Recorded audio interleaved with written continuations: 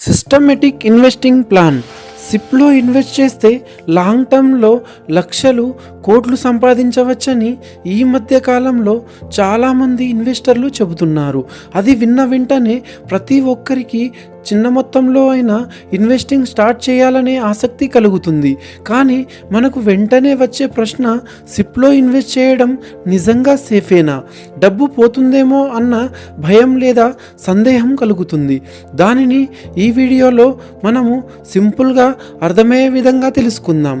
అయితే అసలు నిజంగా సిప్లో నష్టం వస్తుందా, లేక సిప్ ఎలా పనిచేస్తుందో తెలియక మనం భయపడుతున్నాం.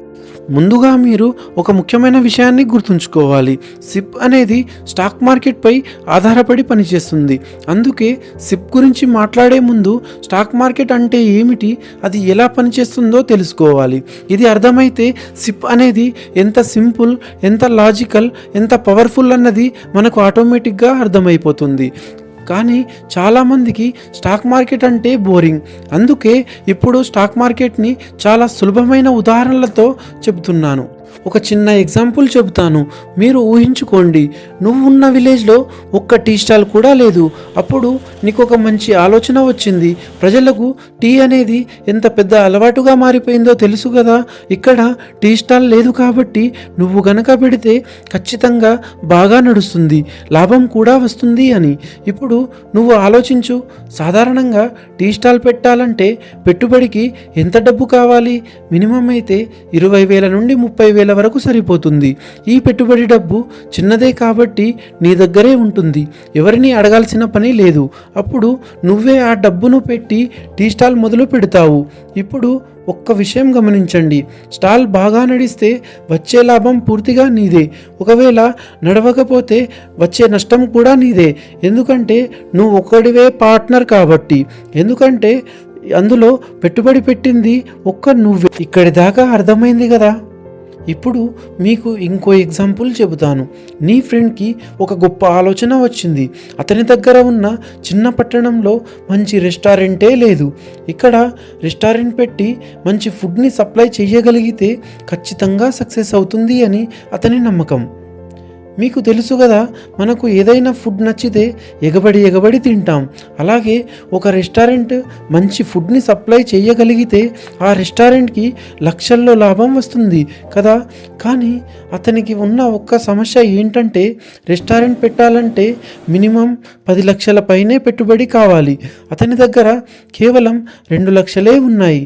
ఇప్పుడు నువ్వు ఆలోచించు, అతను తన దగ్గర ఉన్న 2 లక్షలు రెస్టారెంట్ పెట్టడానికి సరిపోదని ప్రయత్నాన్ని మానేయాలా, లేక తన బంధుమిత్రులను నుండి అప్పు తీసుకొని స్టార్ట్ చేయాలా? అప్పుడు అతను ఏం చేశాడంటే, తనకు తెలిసిన 4 ఫ్రెండ్స్ని కలిశాడు. ఈ రెస్టారెంట్ ఐడియా వాళ్ళకి వివరంగా చెప్పాడు. అందరికీ ఆ ఐడియా బాగా నచ్చింది. అందరూ చెరో 2 లక్షలు పెట్టుబడి పెట్టారు. ఇప్పుడు మొత్తం 5 మంది కలిపి 10 లక్షల పెట్టుబడి పెట్టారు. అంటే ఈ రెస్టారెంట్లో 5 మంది భాగస్వాములు, 5 పార్ట్నర్స్ అన్నమాట. లాభం వచ్చినా అందరూ సమానంగా, నష్టం వచ్చినా అందరూ సమానంగా పంచుకుంటారు.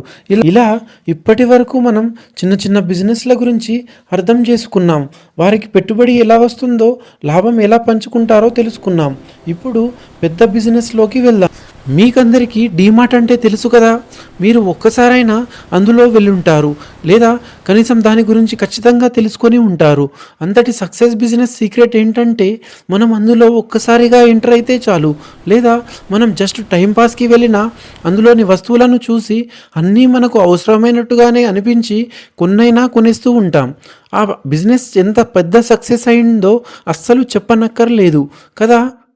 అయితే స్టార్టింగ్లో అట్లాంటి పెద్ద సూపర్ మార్కెట్ బిజినెస్ పెట్టాలనే ఐడియా వచ్చినప్పుడు ఒక్క బ్రాంచ్ మొదలు పెట్టాలంటే సాధారణంగా ఎంత డబ్బు కావాలి?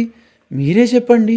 అప్రాక్సిమేట్గా అయితే కనీసం 100 నుండి 200 కోట్ల వరకు కావాలి అనుకుందాం. ఒకసారి ఆలోచించండి. ఈ బిజినెస్ ఐడియా అయితే అద్భుతంగా ఉంది, సక్సెస్ కూడా అవుతుంది కదా. ఈ ఐడియా వచ్చిన వారి వద్ద అంత డబ్బు ఉంటుందా? ఒకవేళ తన ఫ్రెండ్స్, ఫ్యామిలీ, రిలేటివ్స్ నుండి ఇంత పెట్టుబడిని తీసుకురాగలమా? సాధ్యం అవుతుందా? కాదు. కానీ ఆ బిజినెస్ ఐడియా మాత్రం అద్భుతంగా ఉంది. అప్పుడు ఆ బిజినెస్ పెట్టాలనే ఐడియా వచ్చిన వారు అనగా కంపెనీ ఏం చేస్తుందంటే ఆ బిజినెస్ గురించి పూర్తి వివరాలు తయారు చేస్తుంది. ఏ వస్తువు అమ్ముతారు, ఎవరికి అమ్ముతారు, ఎంత మార్కెట్ ఉంది, భవిష్యత్తులో లాభాలు ఎంత గ్రోత్ అవకాశాలు ఉన్నాయి, ఈ వివరాలు అన్నీ ఓ స్పష్టమైన డాక్యుమెంట్గా సిద్ధం చేస్తుంది. ఆ డాక్యుమెంట్ని సెబీ అనే గవర్నమెంట్ సంస్థ దగ్గర రిజిస్టర్ చేస్తుంది. ఎందుకంటే మనలాంటి పబ్లిక్ దగ్గర నుండి డబ్బులు తీసుకోవాలంటే నమ్మకం అవసరం. తర్వాత కంపెనీ పబ్లిక్కి ఒక ఆఫర్ ఇస్తుంది. మా కంపెనీలో పెట్టుబడి పెట్టాలంటే 100 రూపాయలకి ఒక షేర్ ఇస్తామని. బిజినెస్ ఐడియా బాగా ఉన్నప్పుడు ఒక వ్యక్తి అంత డబ్బు పెట్టే స్తోమత లేనప్పుడు లక్షల మంది చిన్న చిన్న మొత్తాలు పెట్టుబడి పెట్టేలా ఈ విధానం వచ్చింది. అందులో ఎవరికైతే బిజినెస్ ఐడియా బాగా నచ్చుతుందో వారు తమ దగ్గర ఎంత డబ్బు ఉంటే అన్ని షేర్లు కొనుగోలు చేస్తారు. కొంతమంది 10 షేర్లు కొనుగోలు చేస్తారు, కొంతమంది 100 షేర్లు, మరికొందరు 1000 షేర్లు కూడా కొంటారు. ఇలా లక్షల మంది చిన్న చిన్న మొత్తాలు పెట్టడం వల్ల ఆ కంపెనీకి కావలసిన వందల కోట్ల రూపాయలు డబ్బు సమకూరుతుంది. అలా వచ్చిన డబ్బుతో కంపెనీ బిజినెస్ని రన్ చేసి లాభాలు సంపాదిస్తుంది. ఇప్పుడు షేర్ అంటే ఏంటో స్పష్టంగా అర్థమైంది కదా. షేర్ అంటే ఆ కంపెనీలో నీకు ఉన్న ఒక చిన్న భాగస్వామ్యం. మళ్ళీ చెబుతున్నాను, షేర్ అంటే ఓనర్షిప్. కంపెనీ బాగా నడిచి లాభాలు పెరిగితే నీ షేర్ విలువ పెరుగుతుంది. కంపెనీ లాభాలు నష్టపోతే నీ షేర్ విలువ పడిపోతుంది. ఇక్కడ నీకు ఒక ప్రశ్న కలగాలి. షేర్ అంటే అర్థమైంది, కానీ మంచి లాభదాయకమైన షేర్ ఎక్కడ కొనాలి, మరియు నష్టం వస్తే ఎక్కడ దాన్ని అమ్మాలి అని. ఇలా షేర్లు కొనుగోలు అమ్మకాలు జరిగే ప్రదేశాన్నే షేర్ మార్కెట్ లేదా స్టాక్ మార్కెట్ అని అంటారు. అర్థమైంది కదా. ఇండియాలో ప్రధానంగా 2 మార్కెట్లు ఉన్నాయి. ఒకటి బిఎస్సి అంటే బాంబే స్టాక్ ఎక్స్చేంజ్, రెండోది ఎన్ఎస్సి నేషనల్ స్టాక్ ఎక్స్చేంజ్. వీటిలోనే షేర్ల క్రయ విక్రయాలు జరుగుతాయి అన్నమాట.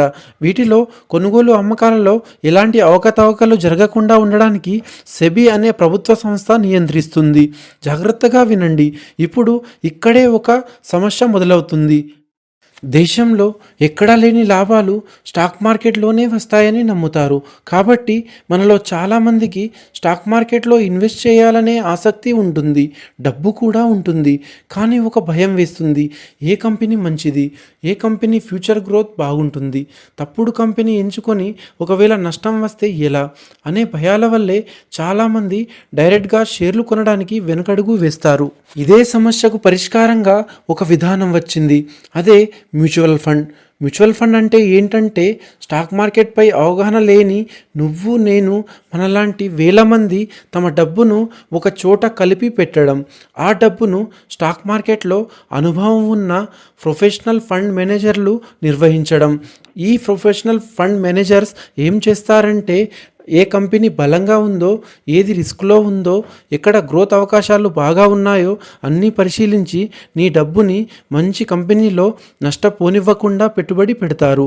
అంటే నువ్వు స్టాక్ మార్కెట్ ఎక్స్పర్ట్ కాకపోయినా నీ డబ్బు మాత్రం ఎక్స్పర్ట్ చేతుల్లో పనిచేస్తుంది. నీ డబ్బుని స్టాక్ మార్కెట్లో ప్రొఫెషనల్స్ నిర్వహిస్తారు కాబట్టి నువ్వు వారికి కొంత ఛార్జ్ చెల్లించవలసి ఉంటుంది. అలా నువ్వు నీ దగ్గరున్న డబ్బుని క్రమం తప్పకుండా నెల నెల మ్యూచువల్ ఫండ్స్లో ఇన్వెస్ట్ చేయడాన్ని సిస్టమేటిక్ ఇన్వెస్ట్మెంట్ ప్లాన్ సిప్ అని అంటారు.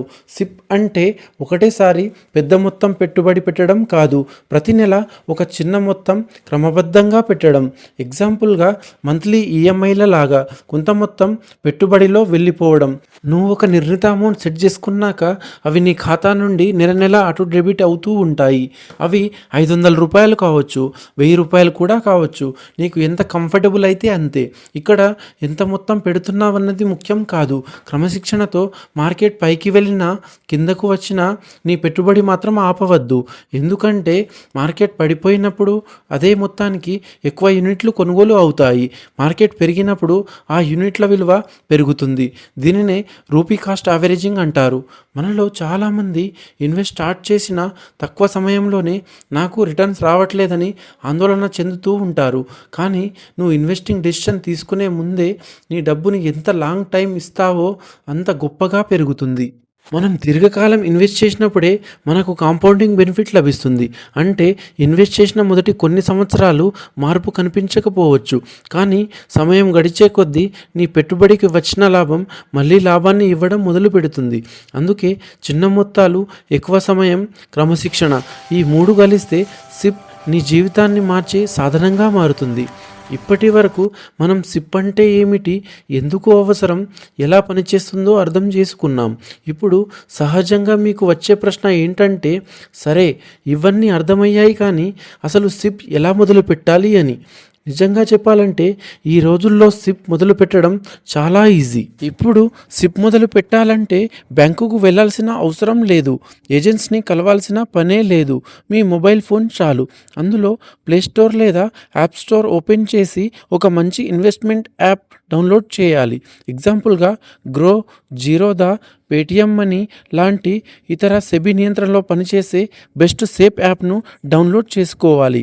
ఇప్పుడు డౌన్లోడ్ చేసిన యాప్ ఓపెన్ చేసి pan card details, bank account details, bank linked mobile number entry చేశాక కేవైసీ పూర్తి చేయాలి. ఇవి ఒకసారి చేస్తే చాలు. సాధారణంగా ఏ యాప్లోనైనా కేవైసీ ఎంట్రీ పూర్తి చేశాక అది అప్రూవ్ అవ్వడానికి 24 అవర్స్ నుంచి 48 అవర్స్ వరకు సమయం పడుతుంది. ఇప్పుడు మీ యాప్ సిప్ ప్రారంభించడానికి రెడీ. యాప్ ఓపెన్ చేసి మ్యూచువల్ ఫండ్ సెక్షన్ ఓపెన్ చేశాక అక్కడ మీరు వివిధ రకాల ఫండ్స్ చూడొచ్చు. Large cap mutual funds, mid cap, small cap mutual funds మరియు వివిధ పెద్ద కంపెనీలు SBI, ICICI, HDFC, Motilal Oswal ఇతర కంపెనీలు నిర్వహించే ఫండ్స్లలో మీరు ఏ funds safest growth, high return ఇచ్చే ఫండ్స్ ఏవో అనాలిసిస్ చేసి ఒకటి సెలెక్ట్ చేసి సిప్ అమౌంట్ ఎంత పెట్టాలనుకుంటున్నారో ఎంట్రీ చేసి నెక్స్ట్ డెబిట్ డేట్ సెట్ చేసుకొని పేమెంట్ కంప్లీట్ చేస్తే ప్రాసెస్ పూర్తవుతుంది. ఇప్పుడు మీ మొదటి సిప్ పూర్తయినట్టు. అలా మీరు మొదటగా తక్కువ మొత్తంతో స్టార్ట్ చేసి మీ ఆదాయం పెరుగుతున్న కొద్దీ స్టెప్ అప్ అనగా సంవత్సరానికి కొంత మొత్తం పెంచుకోవడం ద్వారా మీకు అధిక రిటర్న్స్ వస్తాయి. దీనినే స్మార్ట్ ఇన్వెస్టింగ్ అంటారు. సిప్ మొదలైన తరువాత మీరు రోజువారీ యాప్ ఓపెన్ చేసి చూడాల్సిన అవసరం లేదు. మార్కెట్ పడితే భయపడవద్దు, మార్కెట్ పెరిగితే అతి ఆనందం కూడా అవసరం లేదు. కన్సిస్టెంట్గా దీర్ఘకాలం కొనసాగించాలి. ఇదే కాంపౌండింగ్ సీక్రెట్. మీద సిప్ అనేది జూదం కాదు, త్వరగా డబ్బు రెట్టింపు చేసే స్కీమ్ కాదు. ఇది క్రమశిక్షణతో, సహనంతో భవిష్యత్తు కోసం నిర్మించే ఒక ఆర్థిక పద్ధతి. ఈరోజు 500తో మొదలుపెట్టిన అలవాటు రేపు నీ జీవితానికి ఆర్థిక భద్రతగా మారుతుంది. అందుకే ఆలస్యం చేయకుండా నీ సామర్థ్యానికి తగిన మొత్తంతో ఈ రోజు నుంచే మొదలుపెట్టు. ఇది నీ కోసం, నీ కుటుంబం కోసం, నీ భవిష్యత్తు కోసం. ఈ వీడియో నీకు ఉపయోగపడితే ఇతరులకు షేర్ చేయి. ఇంకా ఇలాంటి సింపుల్ ఫైనాన్స్ వీడియోల కోసం మన ఛానల్ని సబ్స్క్రైబ్ చేయండి మరియు మీ అభిప్రాయాన్ని కామెంట్ చేయండి.